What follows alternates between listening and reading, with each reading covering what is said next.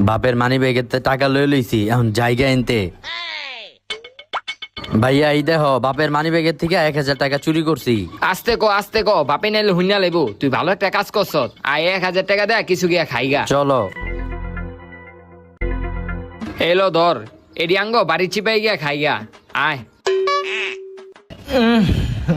হাসান, হাসান, কি হইছে বাবা কও? তুই দোকানে গিয়ে 1 কেজি দুধ আর 6টা ডিম লয়ে আয়। কিরে, আমার মানি ব্যাগের 1000 টাকা কে নিছে?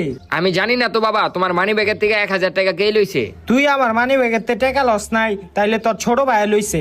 যা তোর ছোট ভাইরে ডাক দেয়া লই আয়। আচ্ছা ঠিক আছে, আমি এখনই গিয়া টাকা লইতাছি। ওই নাসির, বাপে তো জেনে গেছে গা আমরা বাপের মানি ব্যাগের থেকে 1000 টাকা চুরি করছি। আয় হায়, তাইলে এখন কি হইব?